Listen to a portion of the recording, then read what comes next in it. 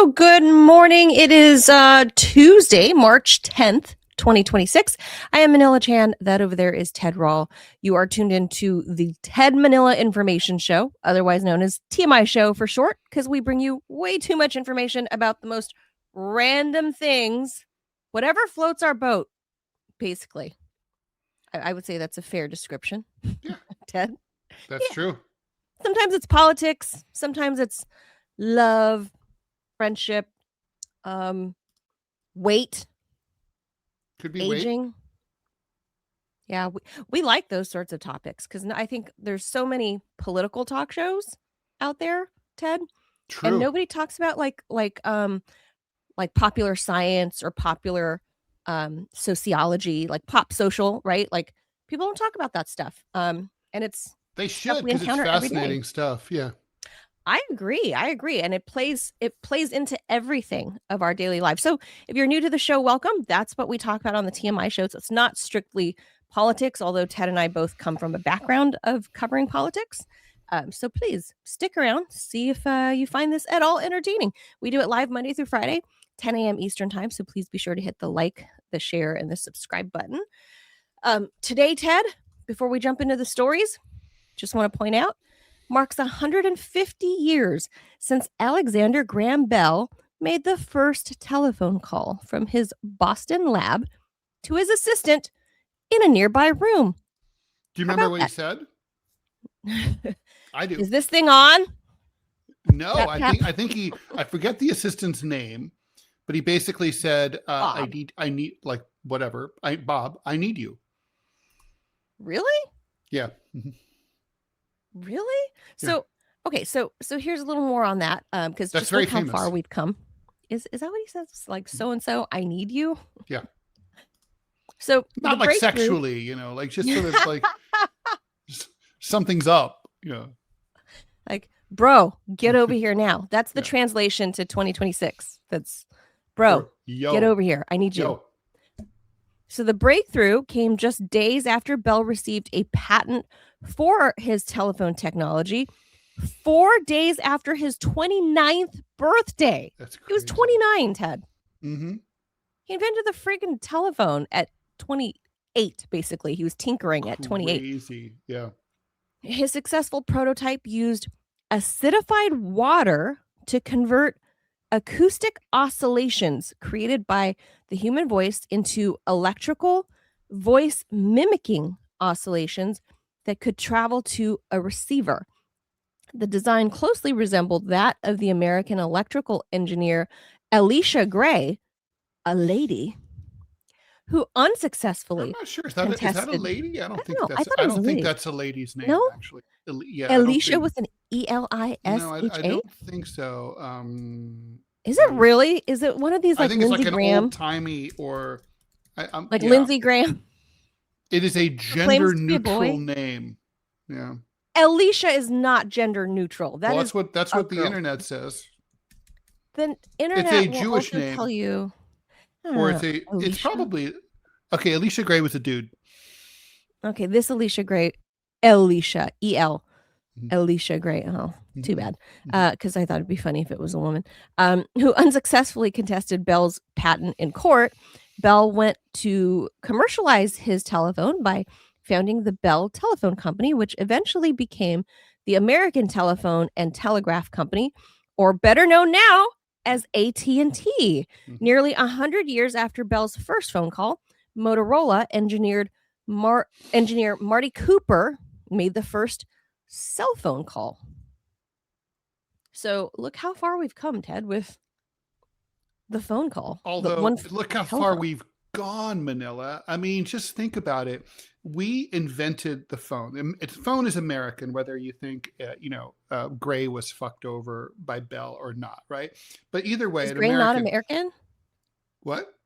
Was Gray not American? No, Gray's American. So they're both. Oh. My point is that it's an American invention. That's why when you dial all over the world, the international nation code for the U.S. is 1 or 001 or +1, depending, and we get to be number one, and yet we now live in a country that has less phone service than it ever has. there are tens of millions of rural Americans who no longer have copper wiring service provided to their farms. True. And don't have cell phone service at all because there's no cell phone towers. True. So literally, so those people literally have no way to call a doctor if they need one, no way to call 911 if their house is on fire.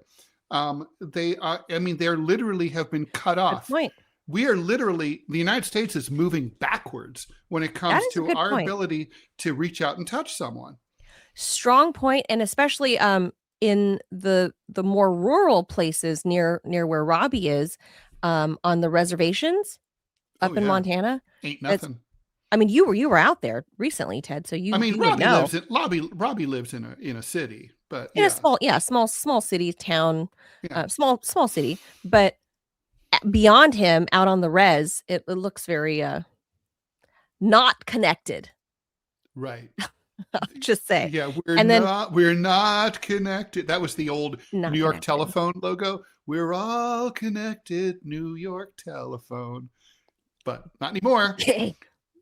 It's very gay, for sure. And it's also it's a huge rainbow flag wrapped in like a Judy Garland. Wrapped in a gay pride parade. That's exactly right. That's the new phone. Yeah. Mm-hmm. And also, there's not enough telephone call boxes on the road anymore, or just a payphone there's none. Case there's none. Payphones are gone. Yeah. Oh no, it's obliterated, gone. So, should you be out in any of those rural places? God help you, by the way, if you break down, like even on the side of one of those California freeways where you see the call boxes. Let me tell you from personal experience, they don't work. Really? I've never had to use one. They're half a mile apart, right? So, when you're on foot after your car's broken down. On the side of the 5 freeway. On the side of the 5 with everybody going by like at 80 miles an hour. And, that's and the you're speed minimum in California. True. And you're sucking up auto exhaust. And then you're not happy to find that non-working call box. No but let me guess, kidding. the good news is the next one won't work either. No kidding. Thankfully, I mean, knock on wood, I've never had that to happened use to me. I had to count them 12 miles to the next exit on the 101. This is, on the 101, pre-cell phone. Yeah, pre-cell phone. Mm-hmm. Yeah. I mean, if I had a cell phone, it wouldn't have happened. Yeah. Well, I mean, there could have been no signal and you had to resort to call boxes. It was like, it was like Menlo Park, Oh, well, yeah, but that's NorCal. Like, I don't trust those people. No, well, for good reason. And by the way, the people are, and then when finally someone stopped to help me, you'll love this. Someone stopped. This is so NorCal. So this dude offers me a ride and pulls a knife on me and tries to mug me. That is so NorCal. And then I escaped because he was such a dingus. He forgot to lock the door. So I just jumped out. We were moving. He came to 3 miles an hour. He came to a rolling stop. Right. He's coming to a rolling stop. Yeah, he's like, dude, you don't even know how to kidnap, right?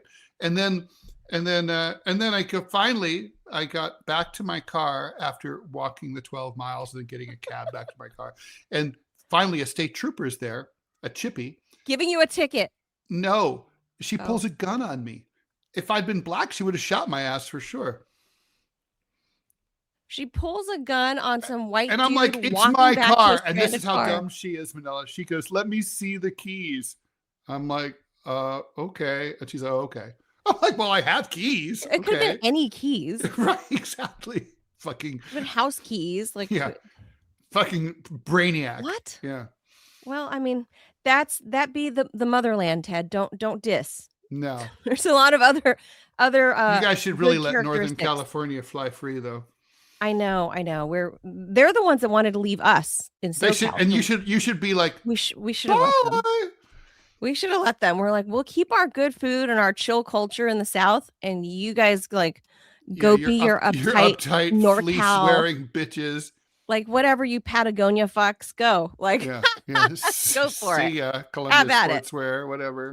We'll be down here surfing, eating tacos. Adios, amigos. Yeah, bye. Yeah. So anyway, enjoy your tech bros. That's where we're at.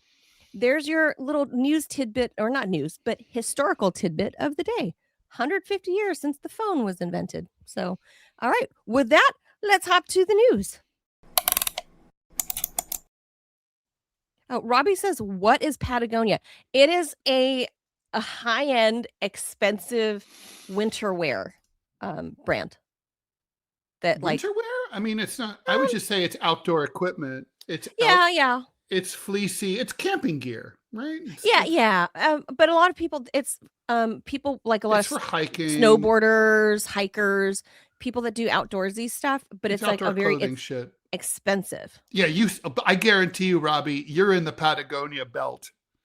Yeah. If you go look here, Robbie, if you go look at all those Californians invading Montana, I promise you they're wearing Patagonia.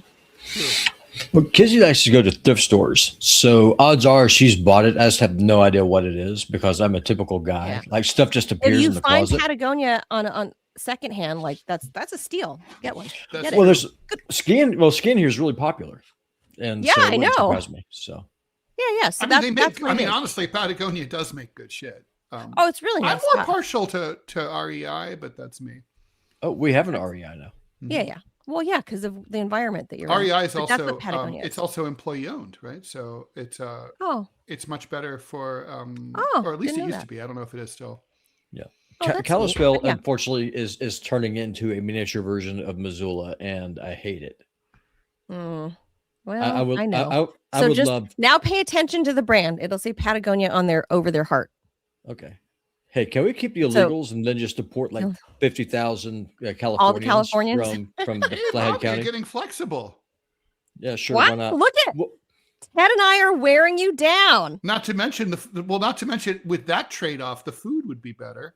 Well, the thing is, it's too cold. It's too cold up here for them bastards. So they'll stay where they are, and I can get rid of the Californians. So if California wants all the Mexicans, y'all can have them. We have them. Well, then take your people back. California was Mexico. Yeah, I was going to say, it's like we're the invaders here, Robbie. Right. California was Mexico. Yeah, it was a land swap. So, anyway, all right. Let's. I don't know. We'll American blood. American blood on American soil. We'll start with all the California missions up and down the state and how they Catholicized. Oh, Ted, when you were here, did you go to St. Ignatius there on the Flathead Indian Reservation and see the old mission there? No, I'm sad I did not. Yeah, it was founded by French trappers. It's called St. Ignatius, and it's one of the oldest. Yeah, fur trappers. And these Catholic priests came down. They built a mission. It's one of the oldest churches still in operation here in Montana, built in the 1700s. And it's on the Flathead Indian Reservation. It has old stained glass windows. And I'm sure they have a great Catholic school, rich history there with how they treated the children. Wonderful. Yeah. Well, the problem is that the windows needed to be repaired, but that knowledge has died out. It's pretty much all gone. So they're having a very hard time trying to find people who know how to make stained glass. No, nobody knows how to do that. It's sort of like analogous to here in New York City. If you've ever seen pictures of the old subway stations, they have these beautiful, tile work, right? Like from 100 years ago.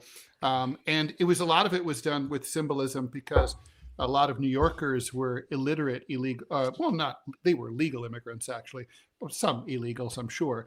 But there were a lot of immigration. So they, for example, Astor Place, which was, you mentioned trappers, the Astor fortune began with beaver trapping, right? So there's a picture of a beaver in the Astor. So in case, like you couldn't read Astor Place, if someone would be like, look for beaver. Strange animal with weird round tail. And so, flat tail, thump, thump. Yeah. So but now when the walls to those stations get damaged, like let's say a pipe burst or something, they're fucked. They can't. No one can make that level of tile work. It's not possible. Hey, honestly, I got to say, like with AI taking over, all like the younger kids, like Robbie's son's age, the what is he, Gen Alpha? No, is he Alpha or Z? He's the end of Z. He's Alpha. He was born in 2009. I have no idea. You tell me. He's Alpha. Somewhere thereabouts. He could Alpha be cusped, or Z. So I think that generation, the more they say screw college and like AI is taking all the white collar jobs anyway. So by the time I'm a grown up, that's make not going real to work. things.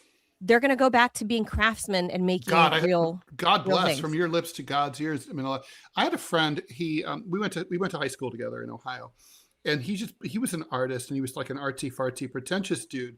But he moves to New York. He's broke, and he just happens across an ad in the civil service newspaper called The Chief, and it's like a call for a request for a bid, right? Like RFP, right? Request for, and so it was like the New York City Transit Authority. They were paying $285,000 per subway station for the grill work, the iron work that separates the token booth area from the platform. From the platform, they wanted high end, beautiful. So basically, like wrought iron type the work. Wrought iron, right? And he's like, oh, I'm good at that. Like I do iron sculptures. So he's just like, oh, just to survive, I'll do this. He's now done 37 stations in the New York City system, and at $250,000 a pop.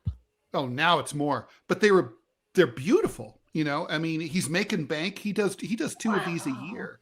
And of course he has to pay for equipment and he has to pay for material. But I mean, but the thing is also the thing he makes is something that New York commuters will see 75, 100 years from now. Right. Ted, we should get him on the show to talk about the importance of learning the trades. Honestly. Yeah, I think I really do think that is the future, because we talk about AI on the show. And he's very happy. He loves it. He still does other art. Amazing. But, I think that's who you But he find says this is the most important art people. he's ever done, because it's seen by hundreds of thousands of people a day. Well, I mean, think about this. Yeah. I mean, both of y'all been to Rome. I never have. My understanding is that if you go to the Parthenon, they still have the original bronze doors. These things are massive, and you can push them open with one hand. That's how engineered they are. Yeah, that's right. I mean, the Romans, without computers, without the number 0, built something that still works today. And despite not just the fact that, like, the passage of time, but also civil conflict, war, the popes. Yeah, like all sorts of bullshit, right? I mean, those things went through a lot.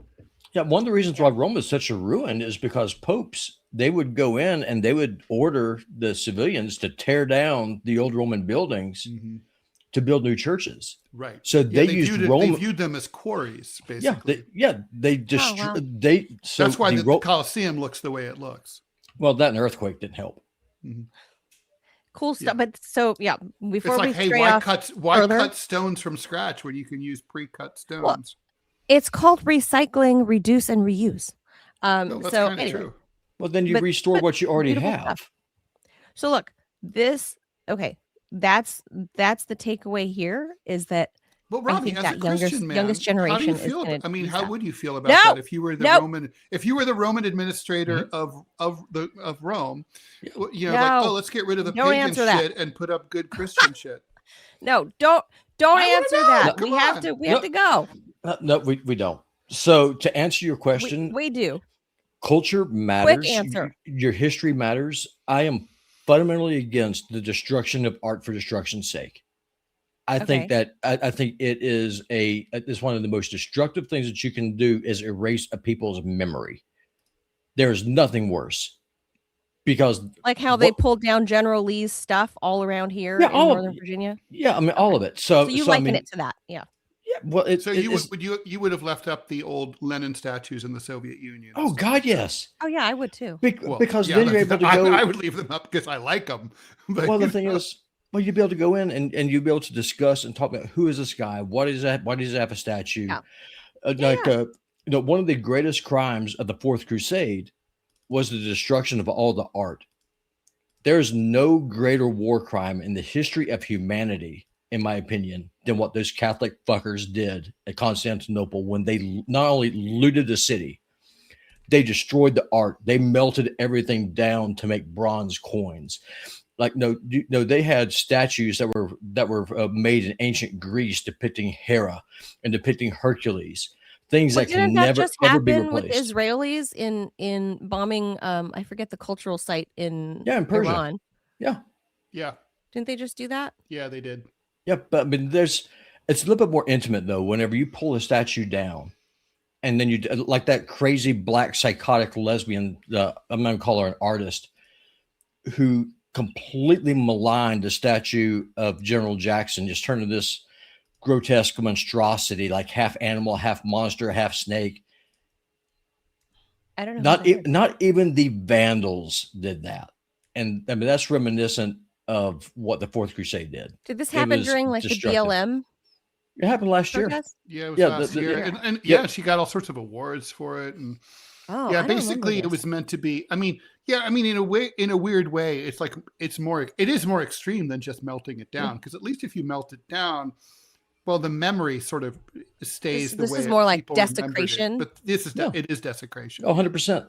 I mean, to answer your question, Ted, if I was alive back then, I would have advocated against it because there's no greater atrocity than to erase a memory of a people. I can agree with that. All right. With that, we'll leave that right there so we can get to some of these our regularly scheduled topics. Or, as the Brits say, scheduled. Our scheduled topics. All right. So, speaking of AI, and I hate because I'm not a tech person, but I hate that I'm being forced to side with a tech company here, Ted. I know what you mean. Yeah, I hate this. The AI company Anthropic just filed 2 lawsuits against the U.S. government yesterday over its decision to label them a supply chain risk. Anthropic is the first American company to receive that designation, typically reserved for foreign entities working with U.S. adversaries. The designation came about a week ago, around February 27th, when that deadline for Anthropic to remove some restrictions on the Pentagon's use of their technology, specifically for autonomous weapons and domestic surveillance. The military has reportedly used Anthropic's AI tools for the attacks on Venezuela and Iran. Since then, the Pentagon has signed a contract with Anthropic competitor OpenAI. And Ted, Sam Altman is, like very moral, very benevolent, our benevolence overlord. Obviously. So although I've been de-unpersoned. Oh, okay. So that's a step, I guess, in the right direction. But old Petey Hegseth there dropped Anthropic a couple weeks ago, signed with Altman for OpenAI.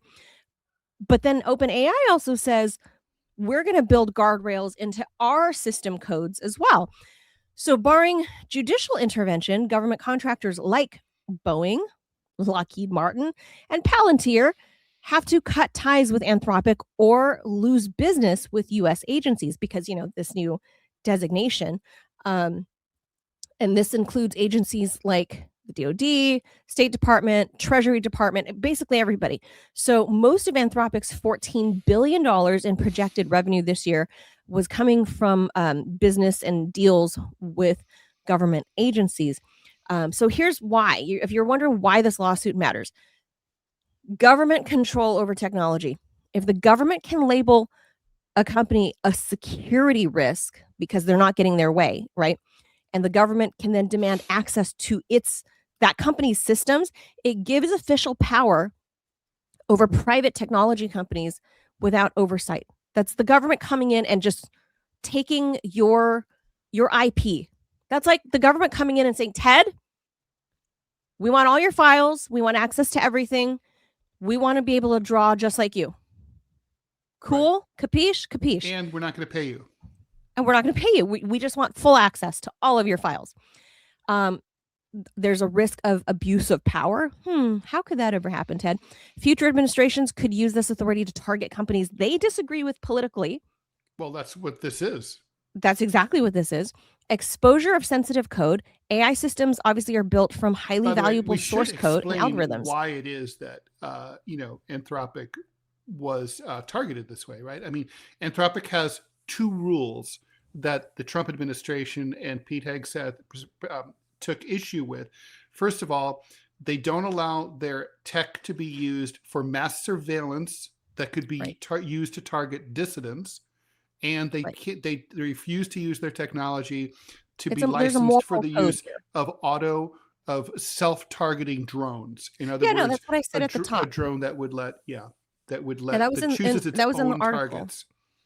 Yeah, was that it's autonomous weapons and domestic surveillance. Mm-hmm. They said these are our red lines. So literally, the Trump administration is saying effectively, but we want to be able to do those things. Because if they didn't care, they wouldn't be pissed at Anthropic, would they? Like, we want to autonomously murder, and we want to surveil. We want to have like hunter-killer drones, like in Terminator, that like choose their own targets, and because what could possibly go wrong there? Because that's the future of warfare, and obviously keeping the homeland safe. Obviously, because maybe my definition of safe is not the same as their definition of safe, but yes. Well, I mean, I think the illustrious now stepped down or forced down leader Kristi Noem, she was in charge of HHS. She made clear, by the way, how we define that. It's 10:31 a.m. on the East Coast. Do you know where your dog is? Oh, Kristi Noem is out on the loose. Because she's out now. She's out hunting for dogs. We don't know where she is. Nobody knows where she is anymore. She's like, she and Corey are going on like a dog hunting safari. A love safari. Gross. He is her. Don't forget your blankie. Personal consultant, Ted. Personal consultant. That's all we know. Special sex agent Corey Lewandowski. Of course, there's the national security paradox, Ted, is ironically, if you force companies to expose their internal systems, it could then make critical technology less secure because, Ted, thousands of people, 25,000 people work at the Pentagon. Okay. I'm not saying everybody has the same level of access, but just look at the sheer numbers, right? So if you are Anthropic and you forfeit all your shit to the DoD, think of the hundreds of people and then the contractors. I know how this stuff works. I have inside connections, we'll say, to how all of this shit works. And, there's a lot of loose lips, whether you like it or not. And people, whether it goes to the press, has nothing to do with it. I'll tell you from personal experience that there are a lot of loose lips in the U.S. government that have top level TSCI clearances that just because it doesn't make press doesn't mean it ain't leaked around town. So I'll just say that. Okay. So, but if you're talking about when you're ready, if we're talking about valuable technology that people can make millions and millions and millions of dollars on, I mean, come on, Ted, you can very easily like scoot on over to that's true. China, France, or some tech company anywhere. Well, that would be espionage. That would be illegal, right? I mean, yeah, but there's enough ways to launder this through, Ted. There's so many. If you allow this to be a government thing and let them take your IP, that spells the beginning of the end for your company. Oh, and so of course, no. I mean, obviously, it goes without saying, right? I mean, so it's very dangerous. We should probably do the ad while we still have it. Let's pop the ad on, Robbie.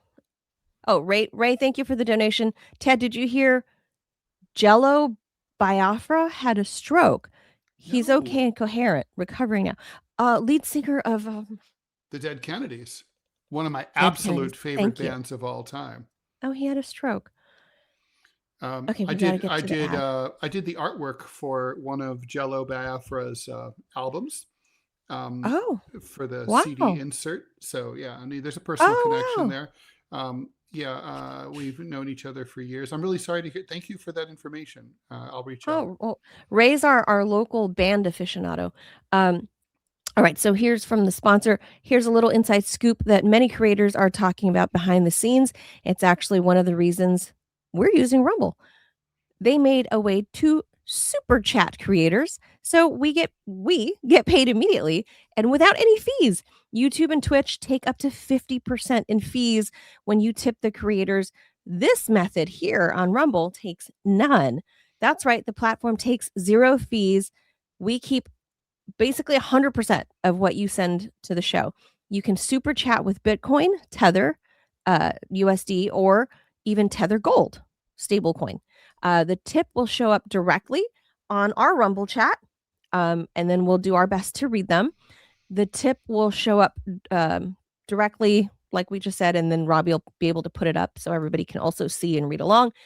All you need to do is download the Rumble Wallet app at your app store.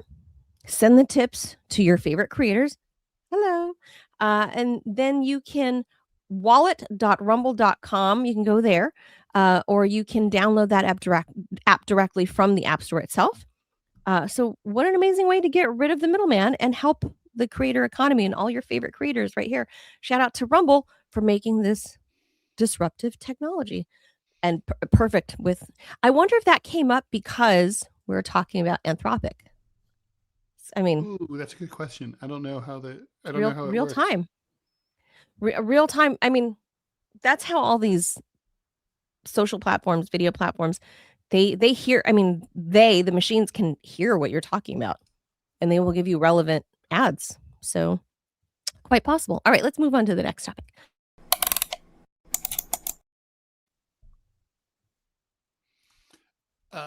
There was a tense moment in New York City earlier this week after what authorities are calling an ISIS-inspired attempted terror attack near Gracie Mansion. That's the official residence of the mayor of the city of New York on the Upper East Side of Manhattan.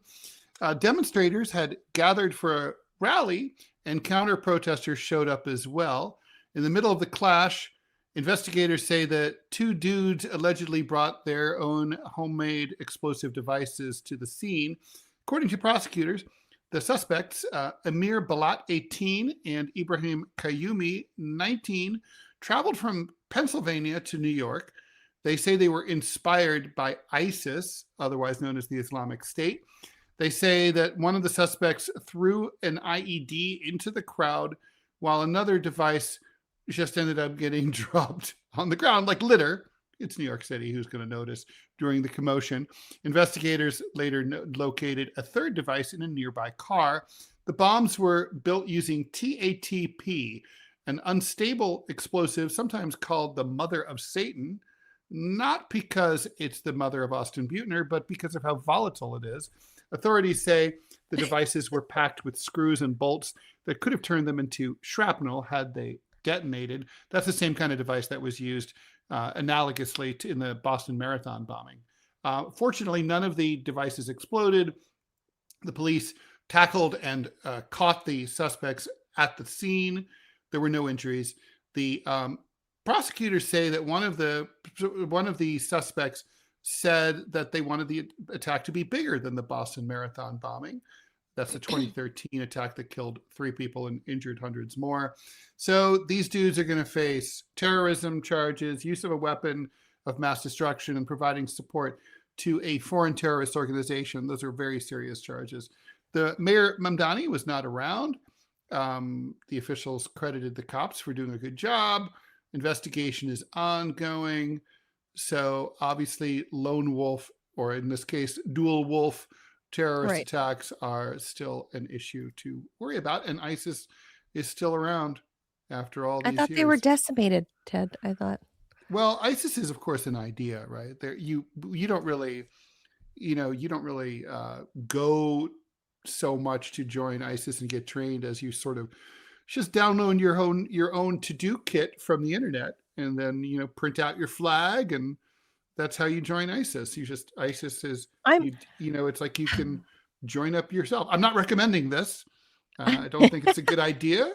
Not a good life choice, but that's what people can do. I agree, but I'm going to put this out there, and I have been watching this the past 2 or 3 days since the news broke.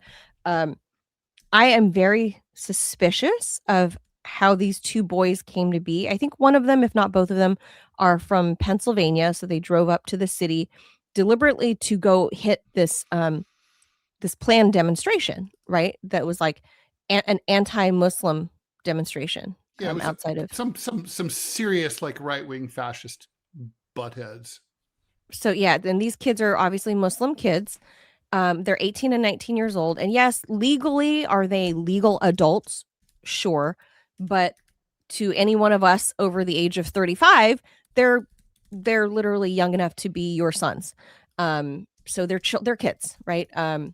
Their prefrontal cortex is not fully developed enough to even rent a car. So they're kids. They're 18, 19-year-old kids, high school senior, maybe college freshman age. I'm curious to know if these kids weren't, quote, radicalized online the same way, the stupid Gretchen Whitmer fake FBI plot to kidnap her, how that came about, right? Was they basically found a guy that was like a 65 IQ. Yeah, like a right? Yeah. Poor guy, and that's not that far apart. It's not a far reach to say that these kids didn't become radicalized or influenced very quickly. I'm not taking away their agency if they weren't radicalized by, some FBI spoofer, ISIS spoofer, maybe, that these kids perhaps had these ideas and machinations on their own, possibly, sure. I'm not taking away all agency. I'm just saying I hope we find out more about how these kids get radicalized, and not just because right now they are fucking singing like a bird. They've been arrested, and now they're allegedly telling the FBI everything, like, oh yeah, we wanted to be bigger than the Boston bombing. We wanted this and that. They're running their mouths. They shouldn't be talking at all. Yeah, I know. So I just find this very odd, given that New York just elected its first Muslim mayor, and now we've started this war in Iran. There to me, when I put on my tinfoil hat, there are hallmarks of this being another FBI plot to, gin up support for why we need to get them over there again. That could be. I mean, the thing is, it's also the government be governmenting. It's what they do. They always have to look for the terror folk are coming, and remember how Bush called them the terror folk. Yeah, I loved his wordsmithing. Yeah, I mean, of course, the guy's like fucking. He's like a fucking linguist compared to what we have now. I hope in the future, some presidential scholar really examines the linguistic de-evolution gymnastics of the American presidency. Yes. Can we think about it? We started with Thomas Jefferson, and look at where we are now. There we are. Tweeting, truthing. Yeah. Not even tweeting. That's like A-level stuff. Truthing is that's like nobody uses it. The column that I did this week is like a satire of it's called like a message from President Trump to the people of France, June 6th, 1944. And so it kind of like, hello, occupied France, from your favorite country, America. Happy 1944. Or as the late great Hannibal Lecter put it, steak au poivre. It's me, your favorite president, Donald Trump. Good news, frog people. No one ever thought anything like this could ever be thought of, much like ever done, except by me, your favorite president. So I'm doing it. I'm bringing my army to help liberate you from the worst evil people, Germany, except for my father's family. That is one that Robbie's gonna have to make move and talk. Oh, that'd be great. Yeah. You got France great again. Have Trump put him in like an old timey black and white, like 19, perfect for the era, and have him talk the way he talks, and giving this speech to the people of France, to the frog people. I think that would be really funny. But yeah, so this is where we're at, Ted. I don't know. It could be a terror. I get it. There's always terror plots in real, like, naturally occurring lone wolf terror plots. I admit they exist. I'm not saying they don't. I'm just saying this one just seems a little to me. Just like when I heard about the Gretchen Whitmer. They're always a little bit like, I don't know. Always. Just like the Gretchen Whitmer kidnapping. I was that like, one is. And God, that woman, she wants to be president of the United States based on the strength of this assertion. And it's like, it just doesn't ring true. It's like, it's just like. You saw her at the Munich security conference, right? Gretchen Whitmer. She was, I mean, I'm going to give first place blathering moron award to AOC. Second place to Gretchen Whitmer. At least she knew how to throw the hot potato.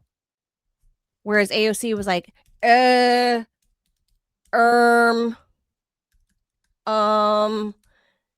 Whitmer was like rambling and threw the hot potato when somebody asked her a foreign policy question. She was there too. She was in the same round table as AOC. Always the geniuses. Oh man, it was enthralling conversation, Ted. Enthralling. You could learn a lot. But you can clearly see that she thought she was that Whitmer was sitting there thinking like, I'm on a national or international stage, and this is where I'm going to cut my teeth. Look out, Gavin Newsom. And then somebody asked her a question, and she was like, oh yeah, well, I'm just a governor. We don't deal much with the national, and you're like, oh God. I know, it's so embarrassing. Oh God. Like, don't try to position yourself as an international, thought leader. Please. Or any kind of thought leader, really. Like, oh, lady, like, oh no. So, but then thankfully, I bet when that was all over, I bet Gretchen Whitmer was like, oh my God, thank God AOC did worse than me, because everybody's talking about her. That's true. Yes, I think that's right.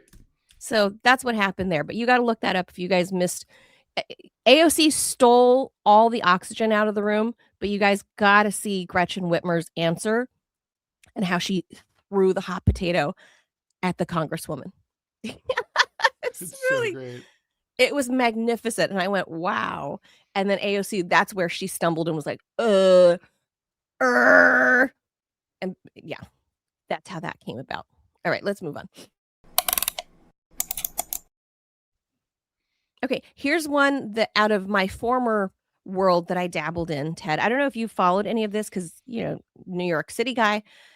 You know about the Alexander brothers, the real estate. I do know all about this. You got to read this story, Manila, because I got to go pee like a bastard. Yeah. I'm going to read the story. Okay, I'm going to take you off the screen. Right.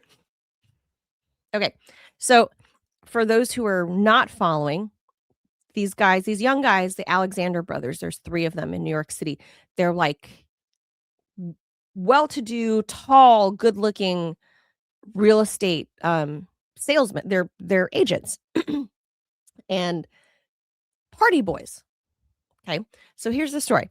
A major scandal has rocked the luxury real estate world after 3 high-profile brothers, once known for selling multi-million-dollar properties to celebrities and wealthy buyers, were convicted just yesterday of sex trafficking in a federal court in Manhattan.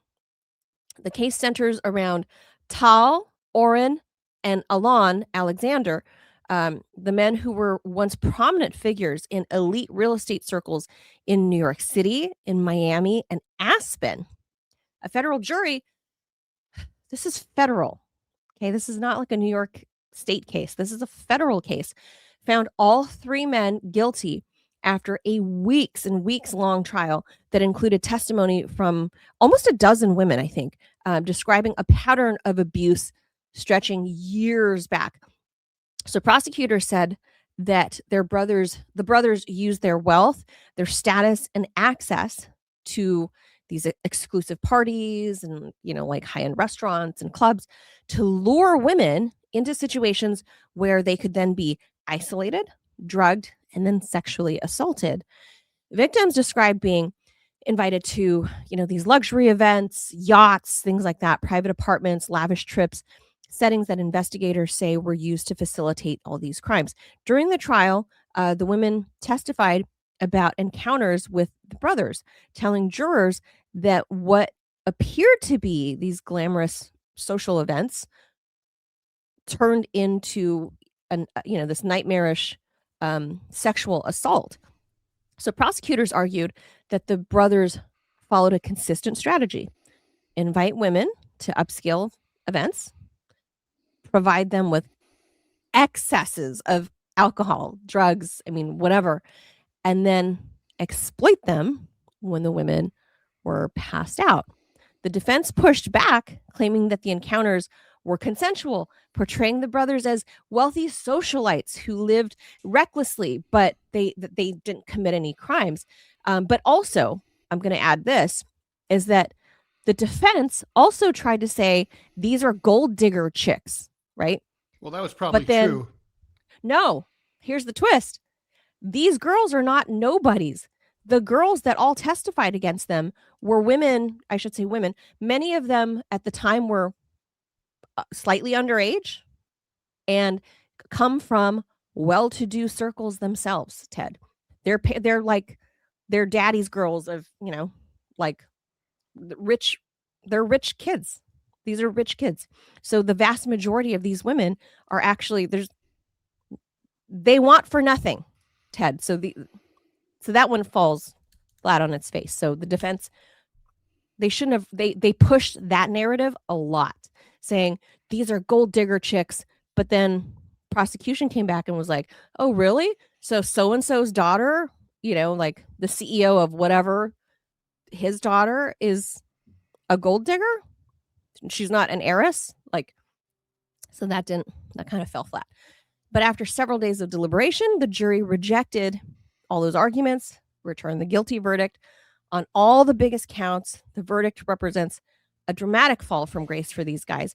At their peak, Tal and Oren were known as real estate brokers to the stars, handling luxury properties, sales in the tens and tens of millions of dollars per transaction. We're talking about these are elite penthouses in New York City, in Miami, and yet high level. Shockingly, the brokers involved were sleazebags. Who would have ever seen such a thing? I don't know. Never, can't even imagine. Now, instead of closing deals on waterfront mansions and penthouse apartments, the brothers are facing decades in prison, all three of them. Sentencing is scheduled for later this year. Prosecutors say the convictions send a clear message about, to the wealthy and influential people that's not going to shield you from accountability in sex trafficking. For the real estate industry, this is a cautionary tale, a reminder that behind the glossy world of luxury real estate and all the TV shows, right, that center around this stuff, it's an ugly world. And I saw a little bit of it. I've met some very douchey dudes that did it in the LA market, in the Beverly Hills market. Nothing bad happened to me, but I could see how you can become a douchebag because you're selling properties to the stars, it attracts douchey people. Yeah. So I most of my clientele were not that. We're regular middle class people to working class people and maybe an occasional millionaire once in a while. But that wasn't, I was far separated from that clientele. But everybody knew the Alexander brothers, even on the West Coast. Everybody knew who those guys were. And their dad and their industry. So this is the family industry. So there's a lot of sex trafficking happening, Ted. I just want to say. Yeah. Well, we're seeing a lot of cases. I didn't really think of the term sex trafficking. To me, it feels like it's supposed to be like like a Thai girl who's like 14 and like chained up Sure. and then like trafficked through a laundromat in LA and Right. ends up Or like nail salon or in a something. bordello. That's like the traditional, but this law is obviously now being used by clever prosecutors for all sorts of things. So I don't know if I would sort of think of this as grammatically as sex trafficking, but certainly it should be prosecutable because they behavior. transported, I mean, like they transported women interstate. right, So, but did they really? They invited them interstate. That's not really transport. If you, well, I don't know if you're passed out. If I am in New York and I invite you from New Jersey and you come of your own volition, are you really trafficked? Not really. Yeah, but if you're like passed out on somebody's luxury jet and you're flying from New York City to Miami, sure, and then you're getting raped and like that qualifies, I would say. I mean, that happened. Although I don't know, trafficking is just I get hooked up on the grammar. But look, if these guys are guilty, and these days, I'm like, I have to say if, because the justice system makes so many mistakes so often. Mm-hmm. These guys could, 3 years from now, we could be easily, telling a story like, it turns out they were all innocent and they were all really nice guys. They were all railroaded.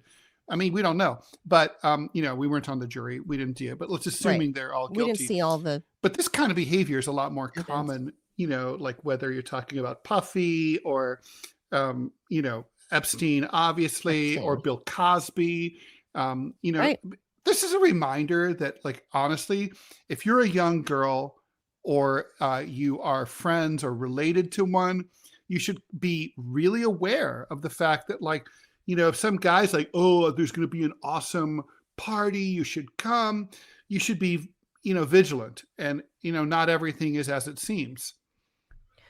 Find yourself, for all the young women out there, find yourself a Manila friend, an annoying bitchy mother hen that will like scope out and see that dudes are douchey and gross, that will step in and be like, a little bit handsy there, bro.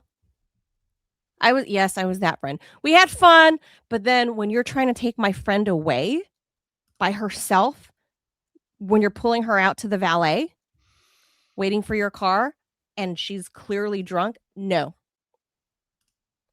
you're not taking my friend away from the group. Not going to happen. So I was that bitch friend. Find yourself a bitchy Manila friend. You also have to be careful about cabbies. When I was a taxi driver, one of my colleagues, this was many, many years ago, but I bet it still happens. I know it still happens.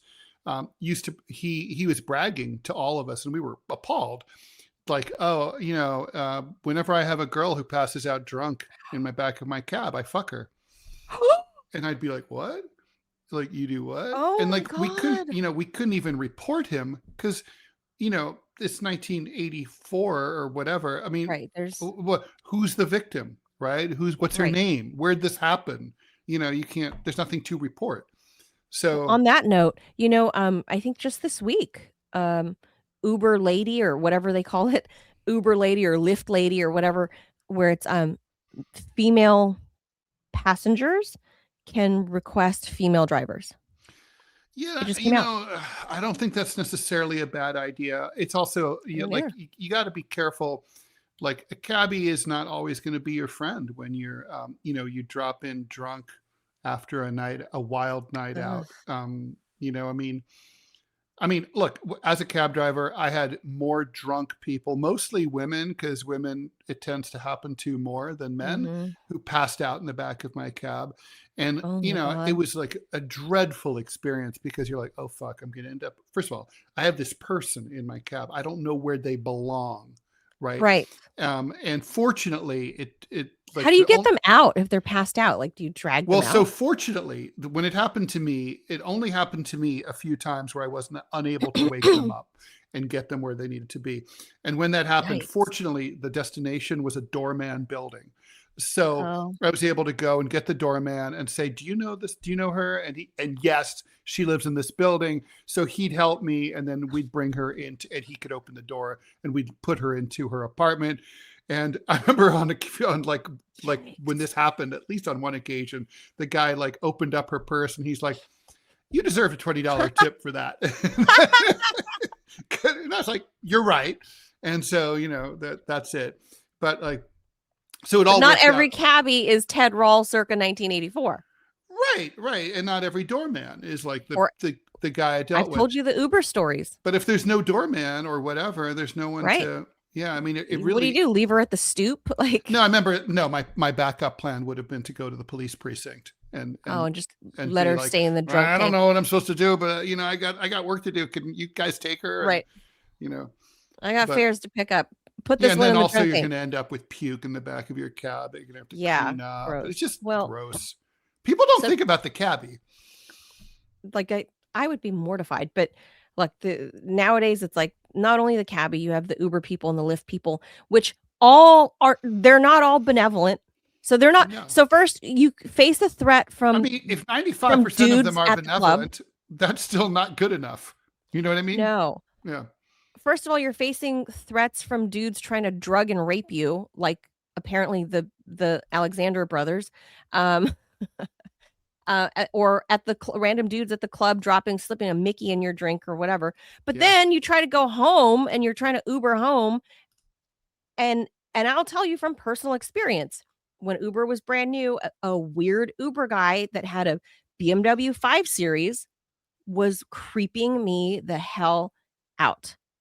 Like it, and I've told this story before, and that he's part of the reason I decided I'm not going to Uber anymore. I went back to Yellow Cab for that reason, because I've never had a creepy experience with a cabbie. I mean, Yellow cabbies it's a different experience. I mean, they're trained by an issuing authority. They're better, they drive better. They're professional drivers. They actually drive better. Person is just a dude that just like is in between classes and is like, I'm going to make $20 in between classes, or whatever. That's not what he does all day usually. But yeah, so I'm just putting this out there that gross dudes, if you're a young woman, don't be fooled. Don't be fooled by the rocks that they got, Ted. They are not all Jenny from the block. I'm just going to say, don't be fooled. Some of the grossest, most disgusting people, it's coming to light now, are the ones that are the well-heeled, are the ones that are the, well-groomed, well-to-do, educated, whatever, glossy-looking guys. In fact, I would say most of the gross guys that I've encountered are those men, rather than the mechanic that hit on me at the bar. He was usually like a nice guy, so just putting that out there for the girls. If you're listening, just don't be fooled because they're glossy and glamorous and have perfect white pearly teeth and their hair is perfectly coiffed. That's the guy that's more than likely the creeper. Just saying. Well, especially in big cities, yeah. Yes. So take this story from the Alexanders right there. So, all right. One more. Obviously, if you know about raccoons, you know that they have a rep for being very clever because they have opposable thumbs, so they can take over the world. Wait. No. Technically, I looked this up. They don't technically have opposable thumbs. They have very dexterous thumbs, but they're not technically how science defines opposable. If they can open like this, their thumb is like still attached like here. So they can do this, but it's dexterous. But it's not quite. They can't do this like a chimp. Their hand is like this. It's a dexterous thumb, but not opposable. So close. All right, good to know. That's what's preventing You're them opposing from taking my over. Opposable thumb theory. Okay. That's why they haven't taken over the world, Ted. That's why. Raccoons open trash cans. They used to open my so when I had a pool, they would open the locked pool cover to the filter to see if little mouse treats had fallen in and they could eat a chlorinated drowned mouse. Ew.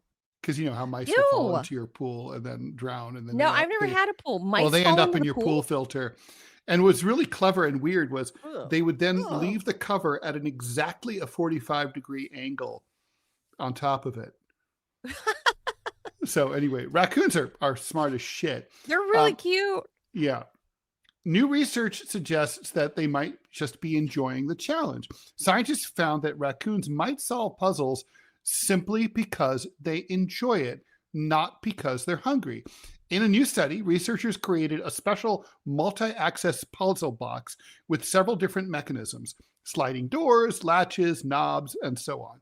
The box had 9 possible entry points, ranging from easy to difficult. Inside the box, the reward was 1 Uno marshmallow. Once the raccoons figured out how to open one mechanism, even after the food was gone, continuing to experiment with different solutions just to see how the box worked. Researchers say that the behavior shows something called information foraging. In other words, the raccoons weren't actually interested in the food anymore. They were searching for knowledge, dude. The challenge. They were learning how the system worked. The animals also showed surprisingly strategic thinking. When the puzzle was easy, raccoons explored multiple solutions, trying multiple doors and latches. But when the tasks got harder, they relied on a solution that they already knew worked, balancing curiosity with efficiency.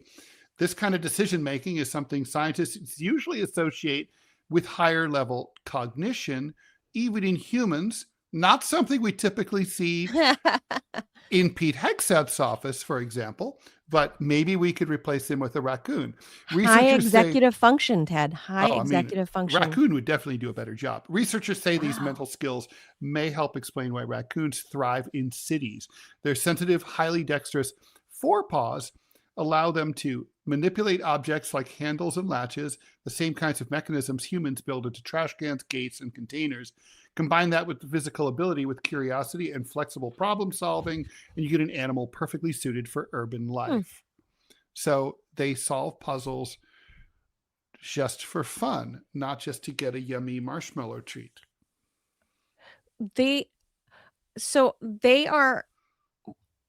exist even in California, but I didn't see many of them. But here I have raccoons like on my property, and there are these twin raccoons that would come down. I mean, I've told you about the cat that we've kind of adopted ish, like during the COVID era. She still doesn't let us pet her, but she, she's our backyard cat, right?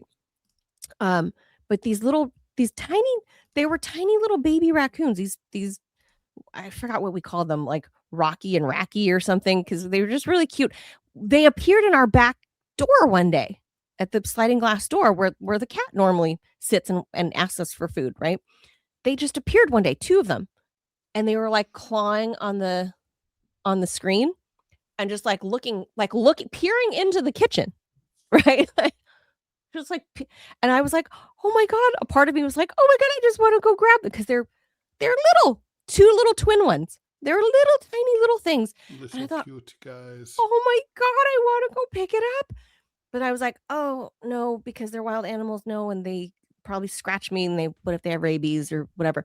But anyway, the 2 raccoon brothers would always, for the last 2 years, would come and steal the cat's food, and the 2 of them would take her food and like dunk it in the water, and then and I'd watch them eating her food, and that's fine, whatever, I'll put out more food for her. But they're just the cutest little thing, and I kept wondering why they kept dunking the food in the water. As it turns out, Ted, their paws have 5 times more nerve endings and sensory receptors than the average human hand. So they learn by touching, and they know just from touching the food even. That's why they dunk it, is because it helps their hand learn what they're about to eat. So they dunk the kibble or whatever in the water, and they're like smushing it. But how does the water help? What does it do? Because it makes it soft. So they know it. They know that dunking the little dry food in the water will make this, because they're smart, and they're dunking it and they're squishing it to make sure it's like, okay, this is good, this is edible. And they wash their hands, because it's raccoons always sensory. wash their hands. It's sensory. Isn't that weird? Raccoons are cool. I never knew they were like, I knew they were smart, but I finally have access to seeing raccoons regularly. And I think one of the brothers died because I only see one of them now. Well, so maybe they've gone their own, maybe they had some sort of fight over a girl or something. They're so cute. But now I'm like, this story, now I'm like, oh God, you guys are that smart that you guys just do shit for fun? Animals are super smart. Yeah. We always underestimate that. Yeah. So that means those little bastards, like when I'd find things tipped over or fucked up in the backyard, I had to assume it was them. But I'm like, why are you guys doing this? Like, there's no food in there. What do you... Now I know. They're doing it for shits and giggles to see if they can. Yep. And that's the takeaway is raccoons be doing shit just to see if they can. Just because. That's it. I love science and nature. Yes. What a cute story. Nature's cool. Nature's cute. Very cute. All right. Robbie, any more housekeeping we have to do on our way out? Nope, we're good. We have to get to. Okay. So that be it for us. We'll be back mañana at 10 a.m. Eastern time. Thanks for sticking around, everybody. Hope you had fun. Bye, Mela. Bye, Robbie. Adios, amigos. Bye.